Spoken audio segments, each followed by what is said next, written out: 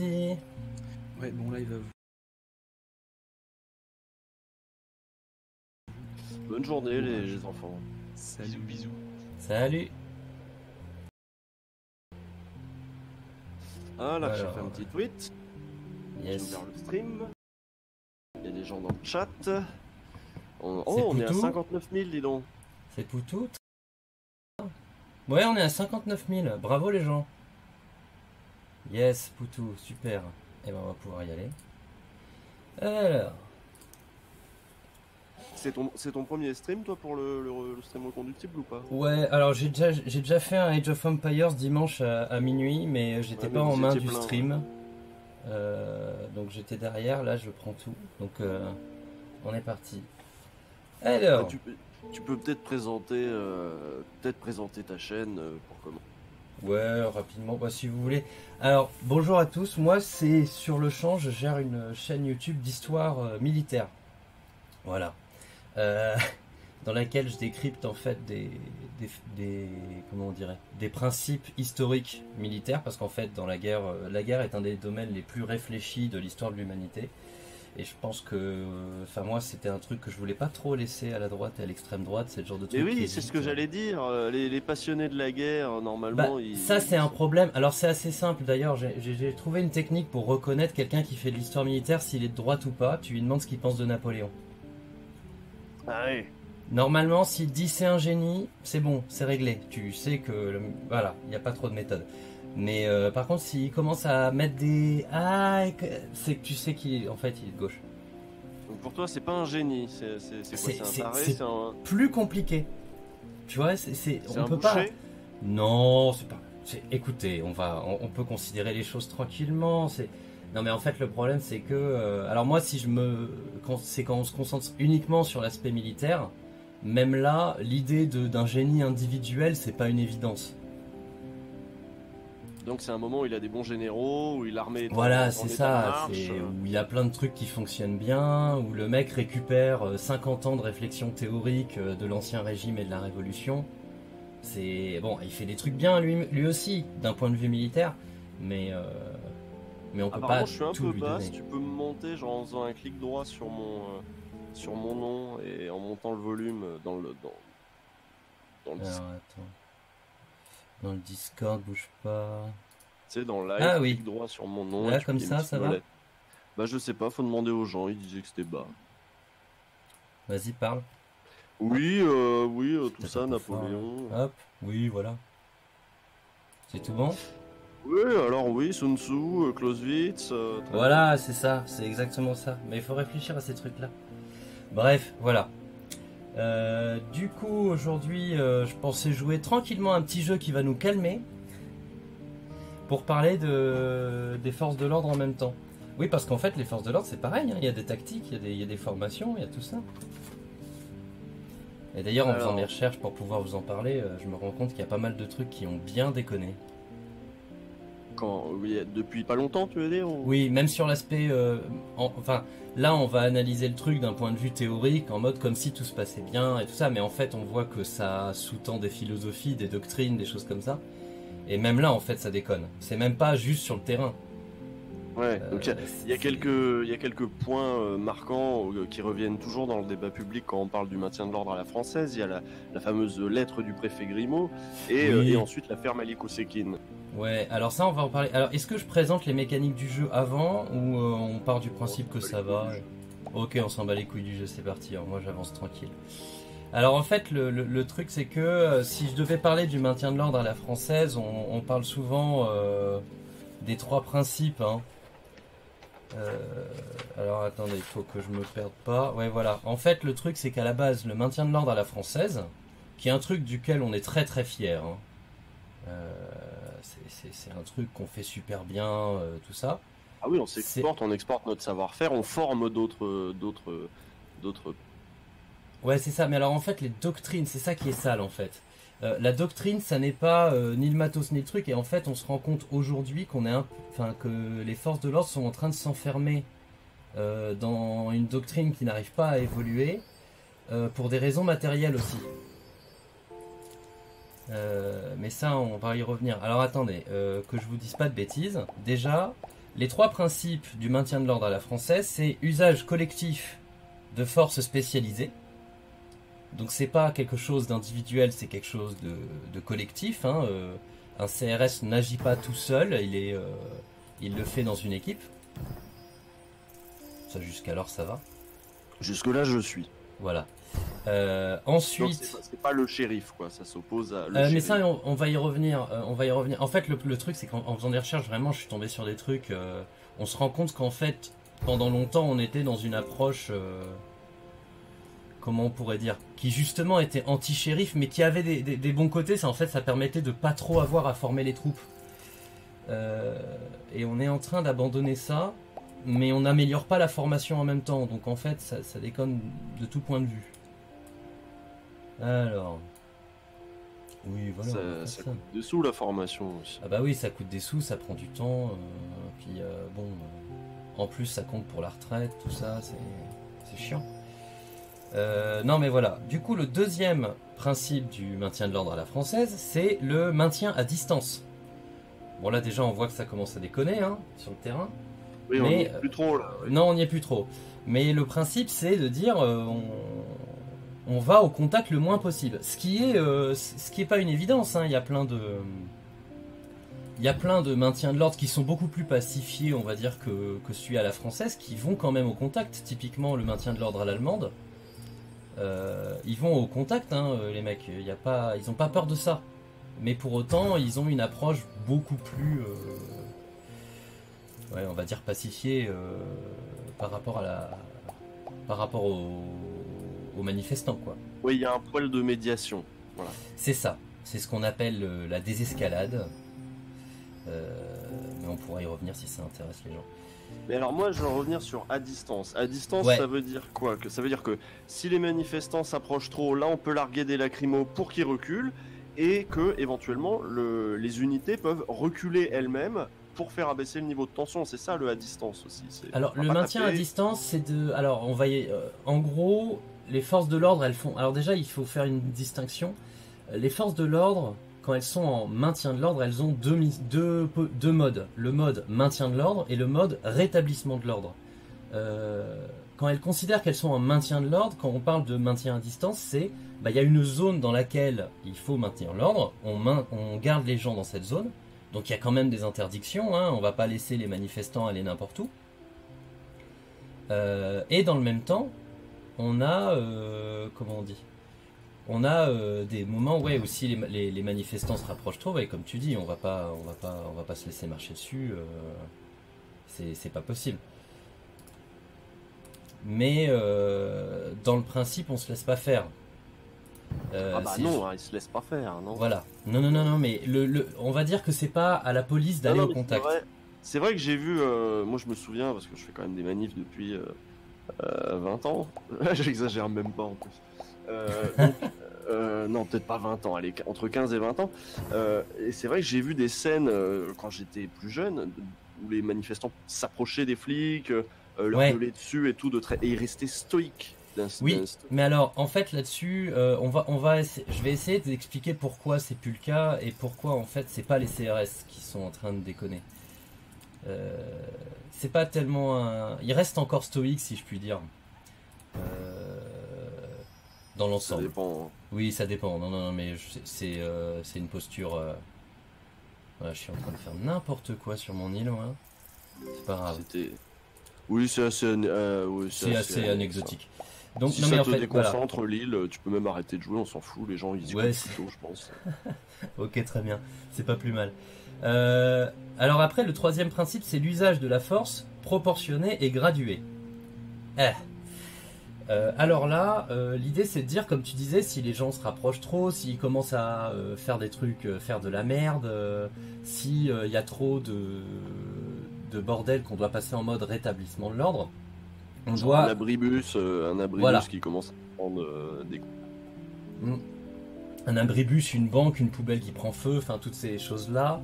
Il y a un usage de la force, mais qui doit être proportionné, donc si ça commence à déconner... grave, et on y va, mais dans le même temps, comment on pourrait dire, ça doit être gradué, c'est-à-dire que tu peux pas passer tout de suite de rien à 25 grenades de désencerclement, plus gaz lacrymogène partout, plus charge contre charge et tout ça. Le but c'est quand même en fait à l'origine, de permettre à la foule de voir où on en est dans le niveau de violence pour plus ou moins rester sur place. Parce que si je peux le dire comme ça, la foule, elle est pas non plus. Même si elle est traitée comme un ensemble, on sait que les gens vont pas rester comme des brutes si ça commence à devenir trop dur pour eux. À l'origine, il y a quand même un truc du genre, c'est bien de laisser les familles sortir, quoi. Oui, c'est mieux. Ouais. Et j'en Voilà. profite pour faire un point don, parce que je vois un illustre inconnu qui vient de donner 123 €. Je vois qui yes. qui a donné 27,44 €. Baba Yaga qui avait donné 50 €. Alors ça, je sais pas de quand ça date. Par contre, j'ai pas les horaires exacts. Mais je voulais vous remercier pour les dons. Et voilà, merci d'aider les grévistes. Merci beaucoup, ouais. Et du coup, alors comment que je disais, moi je fais une transition vachement violente. Il y avait un peu ce côté échelonné. Alors maintenant, si je passe un peu, je vais parler quand même de l'organisation des forces, parce que si je veux pouvoir passer de l'un à l'autre, il faut avoir une idée. Oui, les gendarmes, les policiers... Voilà, les... alors, Ouais. on a les CRS, hein, Compagnie Républicaine de Sécurité. Une compagnie, c'est à peu près 150 hommes, d'accord ? Il y a un échelon central national, il y a des échelons, un échelon zonal, donc on va dire par région, mais il y en a 7 en France. Puis il y a un échelon territorial, là c'est comme les districts quoi. Et puis on se retrouve après avec les compagnies. Et il y a plusieurs compagnies sur un territoire. Une compagnie, je fais ça très vite parce que bon c'est technique. Il y a une section de commandement et de service, donc c'est tout ce qui est administratif, logistique, commandement. Qui ont entre 15 et 20 agents. Et il y a 4 sections de service général. Donc 2 d'appui et manœuvre, c'est des SAM, et 2 de protection et intervention. Avec une qui a des armes à feu en cas d'attaque terroriste. Une section c'est 15 agents, et en fait si je dis ça, c'est pour vous donner des clés de lecture pour comprendre en fait face à quoi vous êtes confronté quand vous êtes en manif. Une section c'est 15 agents et c'est divisé en 3 groupes A, B et C. Et Oui d'ailleurs on le voit, c'est marqué sur leur truc. Voilà c'est ça, en fait on le voit sur leur truc. Alors il faut pas que je vous dise de bêtises parce que ça, pour le coup c'est pas comme le matricule, c'est écrit oui, en gros. C'est ça, c'est écrit en gros. C'est à 3 groupes tactiques on dit. Chaque groupe tactique c'est donc 5 hommes. Sachant que sur les 3 groupes tactiques, il y en a un de commandement, c'est le C. Donc il y a 5 hommes qui sont là pour gérer les 2 autres groupes en gros et faire de la gestion avec les autres sections. Donc en fait les CRS c'est vraiment une pyramide extrêmement structurée. Et c'est un des points en fait que je voulais aborder là-dessus, c'est que c'est ça qui permet qu'il n'y ait pas trop de formation des hommes de terrain. C'est qu'en fait tout le monde est tellement encadré, il y a un tel niveau de proximité du commandement que finalement on n'a pas besoin que les gens aient intégré une quantité de manœuvres de grands malades en étant hyper fonctionnels, hyper en grosse capacité opérationnelle, tout ça.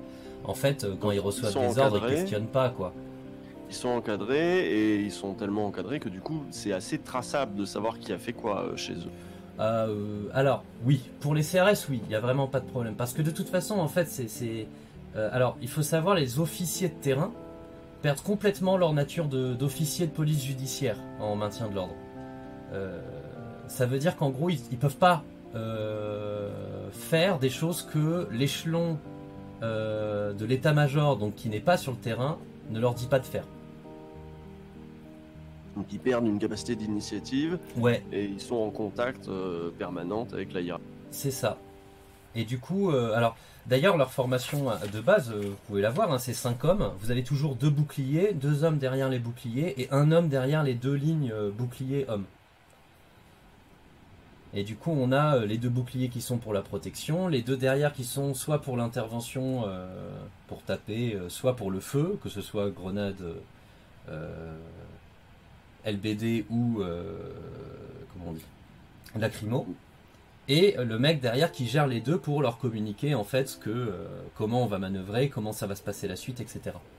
Donc ça, dans le chat, tout le monde n'a pas tout suivi. T'as parlé pardon. d'OPJ, officier de police judiciaire. On parle de la police. Hein. Les CRS, c'est la police. Oui, c'est la pas police, la gendarme. c'est ça. Les CRS, c'est la police. On n'est pas du tout sur les gendarmes. Donc ils dépendent du préfet. Ouais, ils dépendent directement du préfet. Puis voilà. En fait, ça se joue un peu là-dessus. C'est qu'en fait, il y a le centre. Il y a, on va dire, l'état-major de la gestion de l'ordre qui est souvent autre part, qui est celui qui va tout gérer, qui va donner les ordres et qui va. En fait, quand vous avez un barrage de, comment on dit, de gaz lacrymo, attention, qui vient des CRS, c'est que l'ordre a été donné. Sachant que au niveau des capacités tactiques, les CRS savent faire des barrages de canalisation, des barrages d'interdiction. Et puis après on a les fameux bons offensifs et les charges. Alors on est déjà depuis 20 minutes là, et Ouais. on a décrit que les CRS. Faut peut-être Ouais. qu'on avance un petit Je peu. vais accélérer. Parce qu'on a plus de 40 minutes, notamment pour les doctrines plus générales, la philosophie. Ouais, c'est et on vrai. discute. Bon bah Donc, du il coup y a les je vais aller plus vite. Après on a les escadrons de la gendarmerie mobile. Qui sont des CRS de la gendarmerie, hein, en gros, un peu moins urbains, même si finalement maintenant c'est en train de devenir la norme qu'ils soient tout le temps là. Eux, ils fonctionnent par des groupements plus gros. Bon, ils ont région zonale, groupement de 4 à 10 escadrons, et on a les escadrons qui sont composés de 110 hommes, avec un peloton, oui parce que c'est de la gendarmerie, qui fait le commandement, l'administration, la logistique, et 4 pelotons de marche, dont un d'intervention, des mecs un peu plus solides. Un peloton c'est 16 hommes, qui peut être divisé en 2 groupes, et il faut savoir qu'un peloton, enfin les 4 pelotons dont je vous parle, les pelotons de marche, ils ont 68 hommes, et pour 68, enfin, environ, et il y a 22 boucliers et 8 LBD pour ça. Et donc c'est assez intéressant de vous dire, quand vous êtes en manif, si vous voyez 22 boucliers de la gendarmerie mobile, vous savez en fait qu'il y a 68 hommes derrière. Ça rigole pas. Ça rigole pas, mais c'est surtout que vous voyez que c'est une structure qui est très lourde. Ceux-là, tu disais, ils étaient moins urbains. Ça veut dire qu'ils étaient dans les campagnes, ils géraient, Ouais, c'est je ça. sais pas, les manifs. Typiquement, c'est eux que vous voyez sur les ZAD. C'est ça. Voilà. Mais après, ils sont très souvent en ville maintenant. Hein. Mais c'est vrai que normalement, c'est plus. Ils ont une doctrine un peu plus, on dit populo-centrée. Ils sont un peu plus au contact des gens. Mais ils font quoi ces gens quand il n'y a pas de manif? Alors justement, ça c'est intéressant. Ils font normal. Ils se comportent normalement. Et d'ailleurs, c'est considéré comme très important qu'ils fassent des missions normales. Alors ça commence à devenir un peu moins vrai à cause de l'antiterrorisme. On les utilise un peu partout maintenant. Mais on leur fait faire du terrain avec la police. Je sais pas si vous avez déjà vu, maintenant il y a des CRS avec des armes à feu qui font du Vigipirate. Ah ouais. Donc voilà, c'est considéré comme normal. En fait, le maintien de l'ordre, bon maintenant ça tend clairement à augmenter parce qu'il se passe pas mal de trucs, mais normalement c'est pas plus d'un quart de leurs activités le maintien de l'ordre. Et en fait, on essaie de maintenir leur capacité de mobilité en leur faisant faire autre chose. Mais il n'y a pas vraiment d'entraînement. Hein. Les CRS, ça doit être 2 semaines d'entraînement par an et la gendarmerie mobile, 3. Mais ils sont spécifiquement formés au maintien de l'ordre. Ils sont spécifiquement au moins alloués au maintien de l'ordre. Formés, c'est vrai pour les officiers et les sous-officiers, c'est peut-être moins vrai pour les hommes de rang. En fait, il y a peu d'infos, hein. C'est beaucoup gardé. Hein. Comment t'as les infos, toi? Parce que déjà, je fais de l'historique. Je me suis basé sur ce que j'ai pu trouver dans les années 80, qui eux sortent beaucoup. Et ensuite, je fais du terrain. C'est-à-dire que j'observe comment ils se comportent dans les manifs. Et comme j'ai l'habitude, on va dire, d'analyser des mouvements militaires, finalement, je vois pas mal de choses qui ressortent.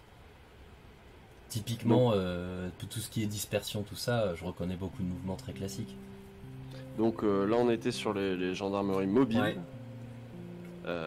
Il y a la gendarmerie pas mobile. C'est quoi? Ah oui, bah c'est la gendarmerie. Ouais, mais c'est Oui. des dénominations. Hein. En fait, le truc, c'est que on parle de mobile pour les CRS et pour la gendarmerie mobile, parce que ils sont, même s'ils sont alloués à un Est-ce qu'ils territoire... ressemblent à des Playmobil? Oui, c'est ça. C'est exactement ça en fait. Ils doivent garder une tonsure dans les cheveux. Ça leur permet de mettre le casque facilement. Et ça vient de là. C'est donc ça se Voilà. clipse. Ouais. Oui, c'est ça. D'ailleurs, vous verrez, vous leur faites tomber le casque, ça fait un bruit.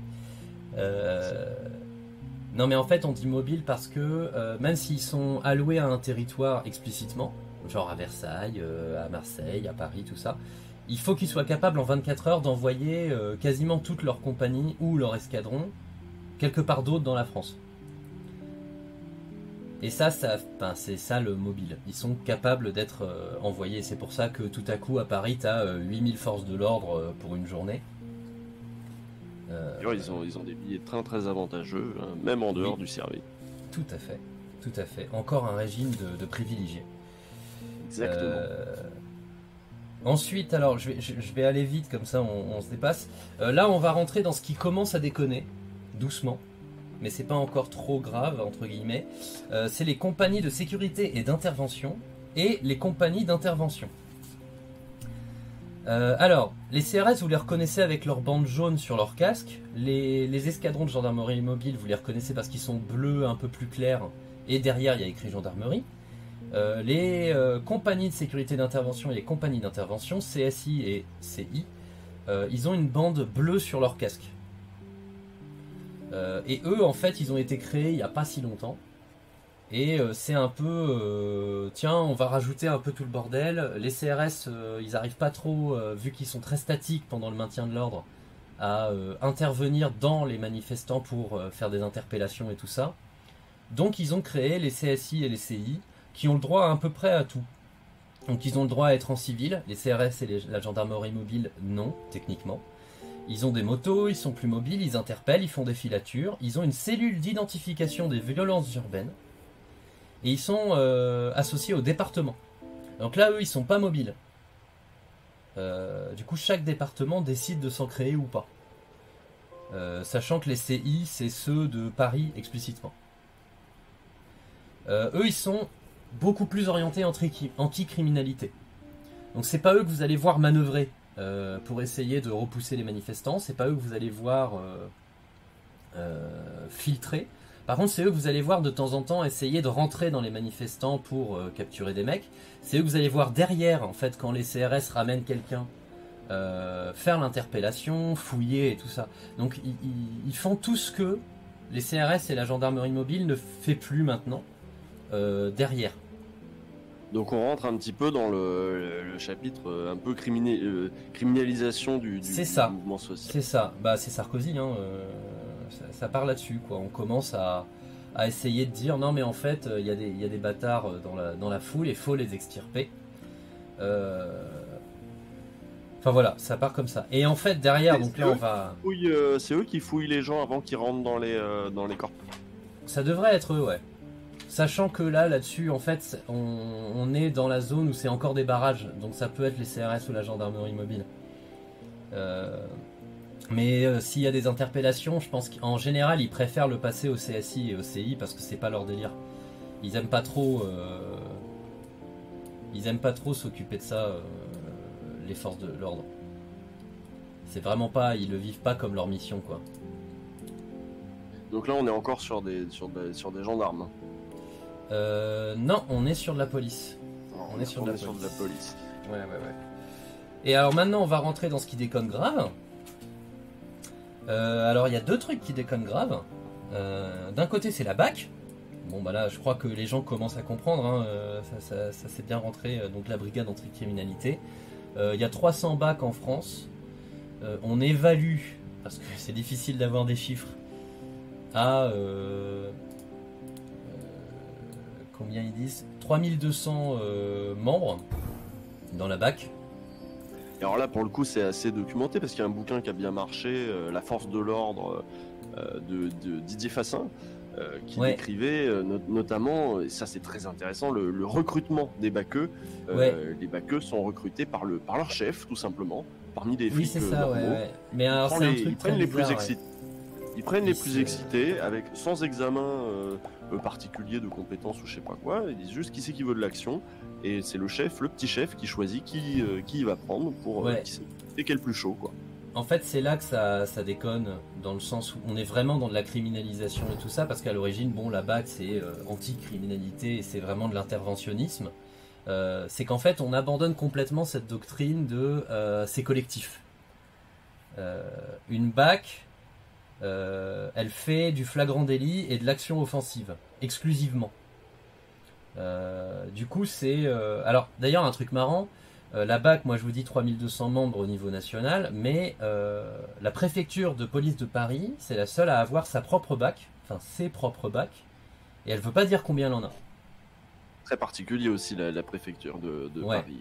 C'est particulier certains parlent d'État dans l'État. Oui, oui, complètement. Mais là-dessus, on est vraiment sur un truc très sale. Hein.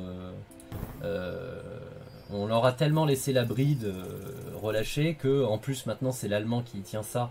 Donc ça ne fait que empirer. Et on remercie Elias et Gauthier. Elias qui a donné 50 € pour la caisse. Et Gauthier qui a donné 20 €. Merci à vous. Merci. Hop. Et alors, qu'est-ce que j'allais dire là-dessus?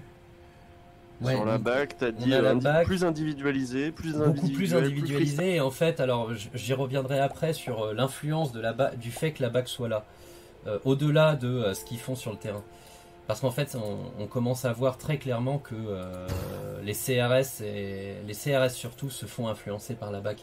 Parce qu'en fait, le problème, c'est que quand on a des troupes qui obéissent exclusivement à des ordres venus de quelqu'un qui n'est pas sur le terrain, qui côtoient des gens qui, eux, n'ont quasiment aucune chaîne hiérarchique au-dessus d'eux et qui peuvent intervenir un peu comme ils veulent, en fait, très souvent, la BAC force la main en termes d'intervention au CRS.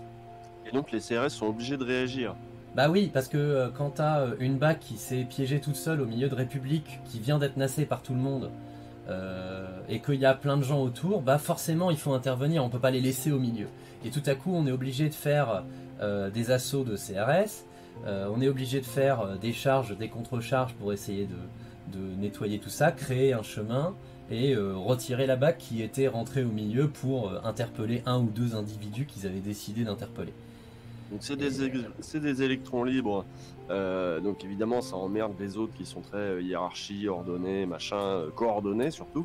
Mais est-ce que c'est efficace d'avoir, parce que les BAC, ça a été créé quand les BAC? C'est sous Sarkozy? Non, c'est avant. Alors que je te dise pas de bêtises, les BAC, je crois que c'est créé en 77.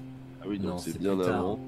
C'est plus tard. Je sais plus exactement, faut chercher, mais plus. c'est pas Sarkozy. Alors lui, il a généralisé, il en a créé plus, mais c'est pas Sarkozy. Non, mais je vais finir pour les troupes qui interviennent parce que j'en ai plus qu'une et après on va faire de la doctrine pure. Donc la dernière, c'est la Bravem. Ah oui, alors ça c'est tout nouveau ça. C'est tout nouveau, c'est tout neuf.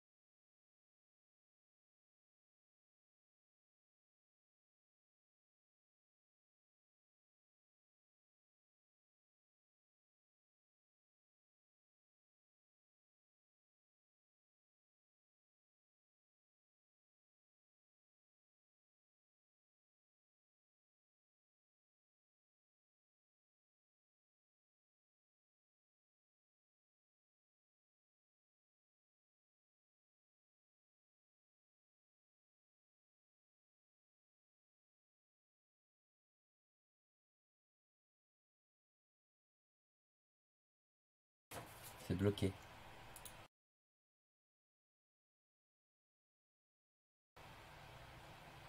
Oh, putain, ça doit être sur le PC de Prosper alors. Ah, oui, parce que on s'entend là, j'ai pas de problème moi d'internet, tout va bien. Ah, je crois que c'est de retour. C'est de C'est retour. bon là? Poutou ou pas? Putain, ça doit être sur le PC. Poutou, ouais. Ouais, Poutou, ok, cool. Ah, on sait pas Très ce qui s'est bien. passé. C'est tout bon, on peut repartir? Tac. Alors moi je continue.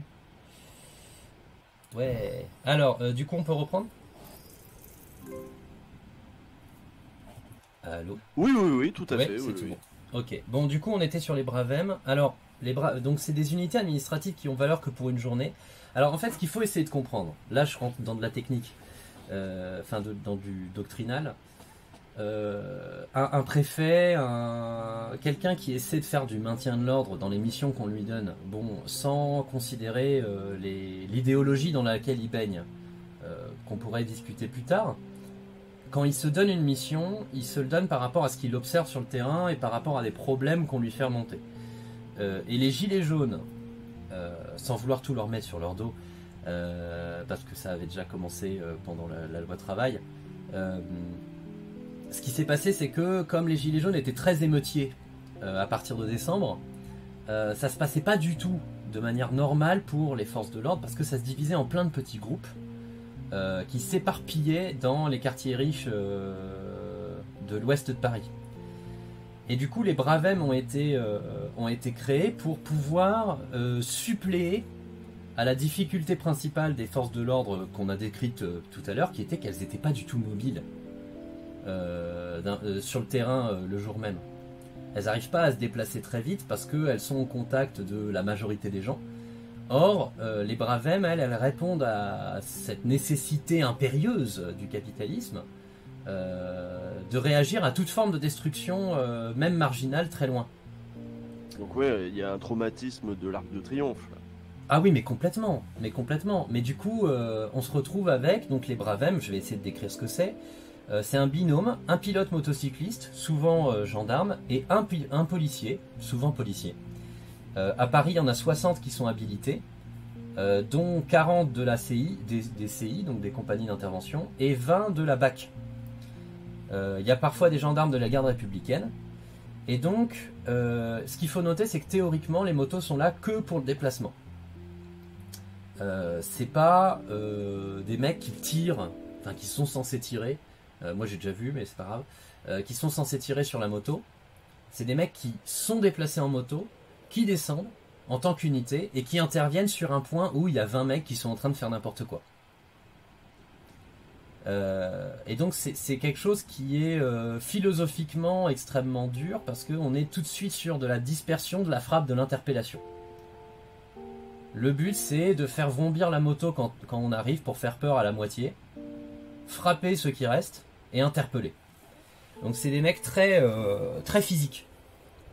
Ça ressemble aux charges de cavalerie ou même la seule présence du cheval est censée calmer. Oui, tout le c'est monde. ça. Pardon, Alors en fait ils sont très proches des dragons si on devait parler en histoire militaire. C'est-à-dire que c'est pas des mecs qui se battent à cheval, mais c'est des mecs qui se servent de la mobilité du cheval pour aller frapper à des points en tant qu'infanterie. Et on sait que les dragons ont aussi les dragons servi à oui, faire voilà. du maintien de l'ordre contre les ouvriers. Tout à fait. Mais même c'est à les l'époque, premiers. Hein. Voilà, au 19e siècle, il n'y avait pas la BAC, il n'y avait pas les gendarmes, tout ça. On envoyait ce qu'on appelait la troupe contre les ouvriers directement. Quoi. Ça Oui. Alors après, ça vient de plein de problèmes. On pourrait faire de l'histoire de maintien de l'ordre. C'est intéressant aussi. Mais à l'origine même, sans même parler du 19e siècle, on peut parler du 18e, où on envoyait les dragons, mais vraiment, pour aller terroriser des populations. Là, c'était dans des cadres religieux un peu sales. Et sinon, c'est la fondation de la maréchaussée qui va donner la gendarmerie. Et maréchaussée, c'est maréchal, c'est cheval. Hein. Donc c'est tout à cheval. Bref, pardon, j'ai dérivé. Donc les Bravem. Ouais, sur les Bravem. Et du coup, alors, maintenant qu'on a tout ça, maintenant qu'on a CRS, gendarmerie mobile, compagnie d'intervention et compagnie de sécurité d'intervention, BAC et Bravem, ce qu'il faut voir, c'est que les deux seules entités qui font vraiment du maintien de l'ordre, auxquelles on peut rajouter les compagnies d'intervention, c'est les CRS et la gendarmerie mobile, et les deux ont des structures très hiérarchisées qui suppriment toute forme d'initiative de terrain. Le but, c'est qu'il n'y ait pas d'initiative de terrain, mais zéro. Parce que, de toute façon, maintenant, on a des centres de commandement qui savent où sont toutes les unités, tout le temps. Avec plein de caméras. Avec plein de caméras, avec même du positionnement GPS, des applications qui permettent aux commandants localement de savoir où sont toutes les unités. Enfin, c'est très bien fait, hein. Là, il y a de l'argent. Toujours. Tiens, d'ailleurs, ils viennent d'ouvrir leur salon de la sécurité là récemment, et ils sont contents. Hein. Là, il y a des choses à dire.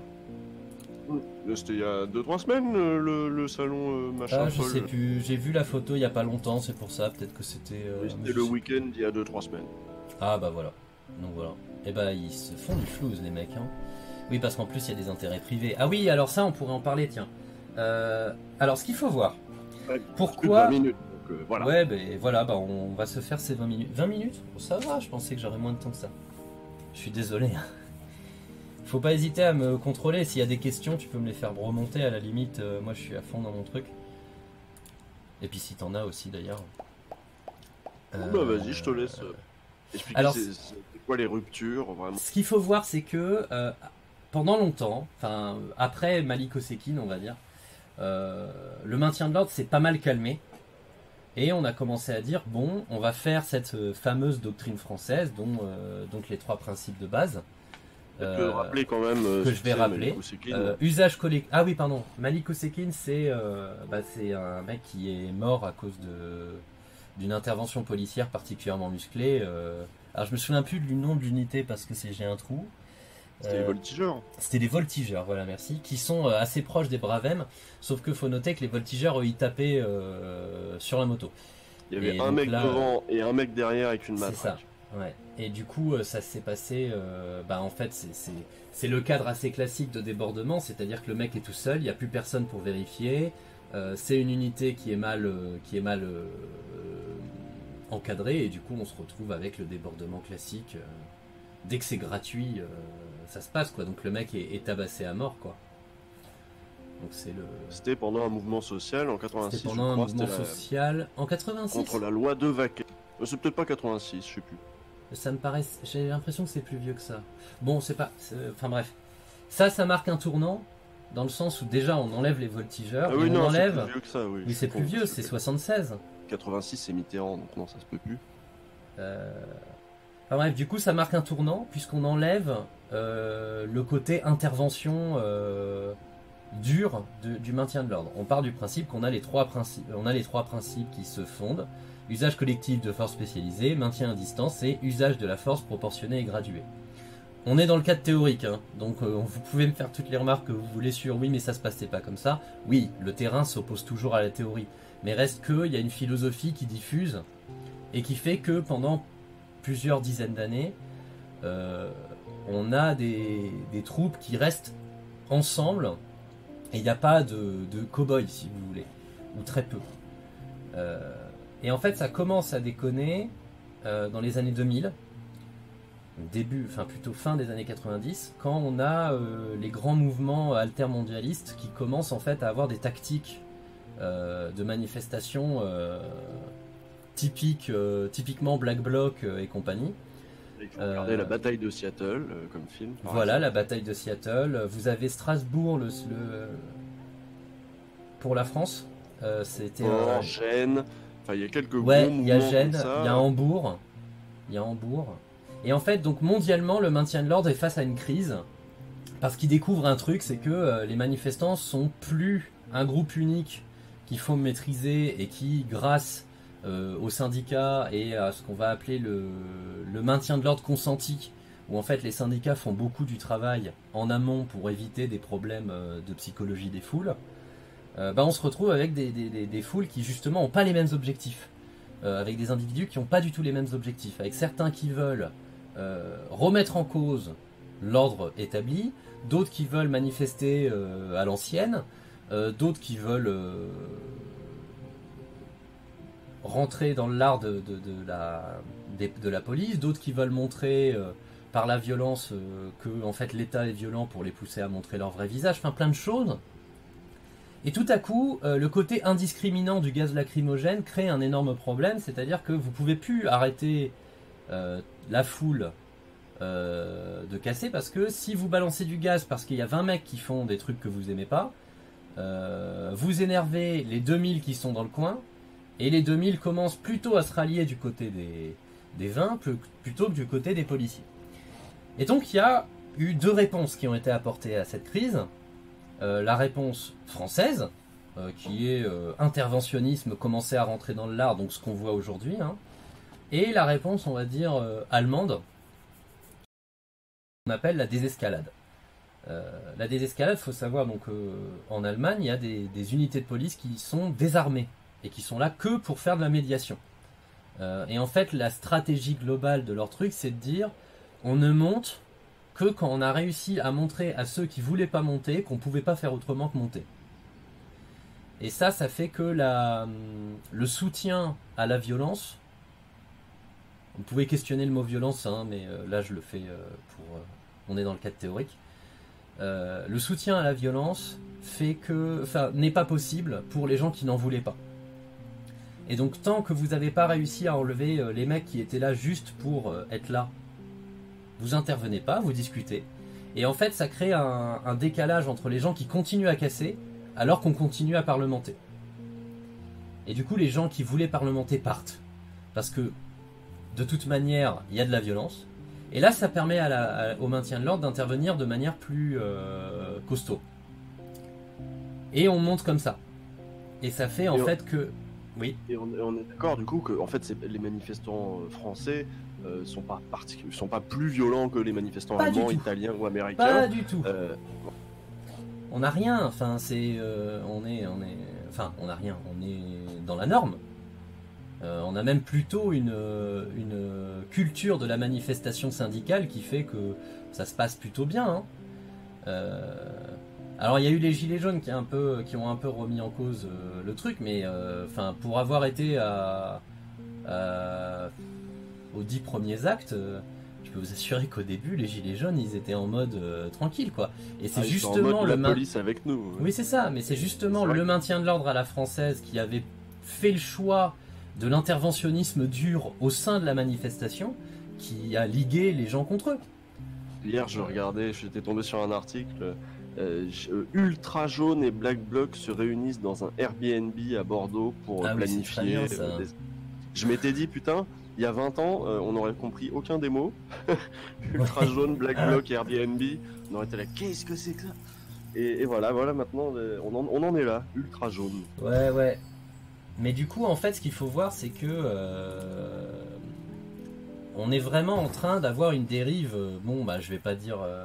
une dérive d'état policier parce que aujourd'hui le gouvernement a énormément besoin de la police se radicalise alors ça on peut essayer de l'expliquer, même si j'aime pas le mot radicalisation, je devrais dire autre chose, mais là j'ai pas.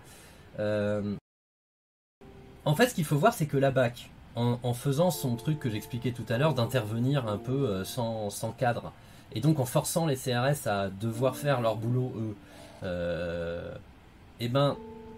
ça fait que la police est de plus en plus détestée. Enfin, il y a un fossé qui se creuse absolument immense entre la population et la police. Et du coup, on a ce syndrome de... le reste du monde et moi. Les policiers se vivent aujourd'hui, il suffit de regarder leur syndicat majoritaire, comment ils parlent. Ils se vivent comme une population haïe... sans aucune raison, et du coup ils veulent, ils ressentent le besoin de se resserrer entre eux parce que si tout le monde les déteste, ils ont plus qu'eux-mêmes pour s'aimer et leur méniste et donc du coup on a cette espèce de cycle infernal dans lequel les policiers sont obligés d'aller plus loin dans le soutien de la police. le gouvernement est obligé d'aller plus loin dans l'emploi de la police, ce qui fait que ça cycle. Et du coup, les policiers demandent en échange des trucs. D'ailleurs, vous voyez les communiqués qu'il y a eu hier par rapport à l'intervention d'aujourd'hui d'Édouard Philippe. On est sur des trucs vénères, quoi. Depuis le début du mouvement des Gilets jaunes, les mecs ont quand même déjà menacé les magistrats d'intervenir s'il y avait quelques-uns de leurs camarades qui étaient condamnés. Enfin, finalement, il y a vraiment un truc qui s'est passé que les policiers, se vivant comme des gens isolés, s'isolent, du coup, ont un comportement quasi mafieux qui est corroboré par le gouvernement parce qu'ils ont besoin d'eux. Voilà, ça c'était très très net, il fallait voir, je sais plus où il était, je crois qu'il était au Brésil, Macron, quand ça a pété à l'Arc de Triomphe. Il revient le lendemain, son premier, en fait, toute la journée, ce qu'il va faire, c'est qu'il va aller voir des flics. Il va en gros leur dire merci. Il va leur dire merci, et donc dans ce contexte-là où le pouvoir est si dépendant de son maintien de l'ordre, il ne peut plus être critique envers ce maintien de l'ordre. C'est ça. Et en fait, cette absence de critique interne et externe, parce que la police ne se critique pas elle-même, on se retrouve avec la BAC qui arrive à diffuser sa philosophie parce que bon, ils ont été éduqués à la dure, et puis ils sont choisis par leur chef, comme tu disais, et du coup, ils imposent leur vision. Parce que si on les suit pas, si les policiers les suivent pas, il n'y a pas de... les policiers se divisent. Et je remercie Guilty Glitch qui a donné 6 € à la caisse, XJerry qui a donné 5 €, Kawet qui a donné 20 €, et Nukaneska qui vient de donner 10 €. Merci à vous 4. Je te laisse continuer. Ouais. Alors en fait, du coup c'est assez intéressant. Bon, faut écouter pour le coup le vrai spécialiste, c'est David Dufresne qui en parle très bien. Mais en fait, on peut dire aujourd'hui que la doctrine à la française est morte. Elle n'existe plus.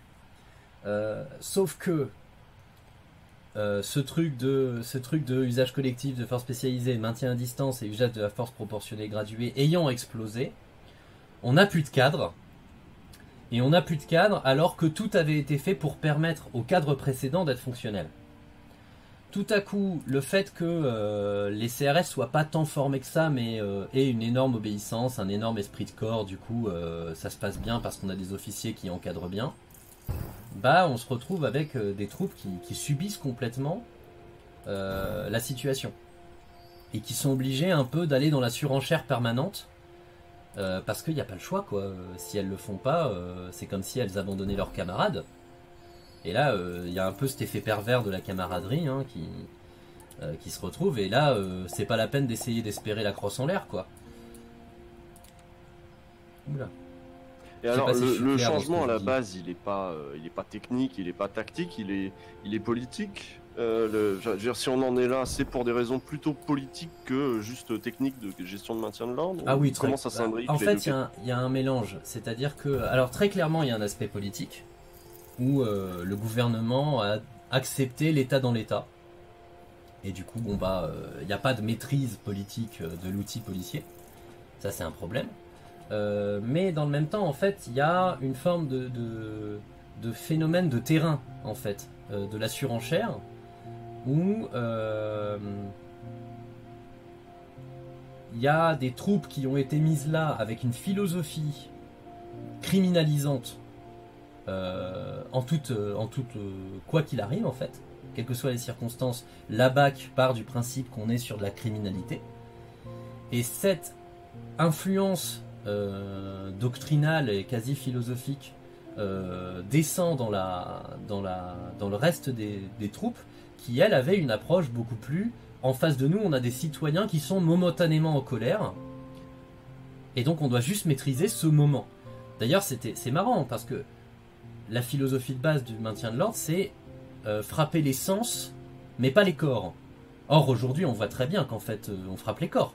Il y a plus oui, du frapper tout, les sens, ça veut dire grenade assourdissante. Oui, c'est ça, c'est le son, et puis même, l'aspect du CRS, il est là pour ça. En fait, ce qu'il faut voir, c'est qu'un CRS a peur, hein. Il est face à Dès qu'il est face à plus de 10 000 personnes, c'est effrayant pour lui parce qu'il sait qu'il est moins nombreux et donc il est obligé de s'accrocher à ce qui est rassurant, c'est-à-dire l'esprit de corps, c'est-à-dire le camarade à côté, c'est-à-dire le bouclier d'à côté, c'est-à-dire savoir qu'il sera jamais abandonné par ses compères. Et alors un truc assez marrant qu'on pourrait noter, enfin marrant, le LBD typiquement, c'est une remise en cause assez catastrophique de cette philosophie d'origine de le citoyen n'est pas un ennemi. Parce que à partir du moment où vous avez un truc qui est une arme anti-individuelle, qui vise une personne, bah on se remet à viser les gens. Et donc viser quelqu'un, ça n'est pas le traiter en citoyen qui n'est pas un ennemi, c'est le traiter en ennemi. C'est le retour du fusil, si je puis dire. On vise quelqu'un. Et ça, les personnes visées sont légitimement en droit de se dire, mais pourquoi moi? J'étais oui, dans une y a foule, ça. Alors, pourquoi ils m'ont visé moi? bah, en fait, tout de suite, on rentre dans une vision beaucoup plus martiale. Hein. C'est quelque chose de très violent, en fait, le LBD, sans parce que tout à coup, on vise les corps. Et ce truc-là, alors en plus avec une impossibilité de s'en servir proprement, hein, parce que bon là, on est quand même sur, on commence à avoir comment on dit, de quoi critiquer l'emploi des LBD quand même. Ça remet en cause en fait de manière assez discrète, mais finalement là, cette impossibilité de viser l'autre, ça fait de l'autre un ennemi. Et alors, par rapport, parce qu'on arrive vers la fin, on va essayer de tirer des conclusions politiques de tout ça. Ouais. Est-ce que tu parlais d'une radicalisation, bon, évidemment, moi non plus, j'aime pas le mot, mais enfin, on va dire d'un raidissement, raidissement des forces de l'ordre et de leur hiérarchie, mais de leurs troupes aussi. Mais moi, je vois même quand tu parlais de criminalisation, que sur le terrain, ils le ressentent comme ça, mais ça finit à l'Assemblée par créer des lois qui vont dans ce sens aussi. Ah bah, donc, ça se diffuse complètement tu vois qu'ils ont sorti leur loi pour mettre une énorme amende à ceux qui diffuseraient des images de policiers sans leur consentement maintenant. Alors ça, c'est une proposition de loi. C'est une proposition de Sénat, du Sénat.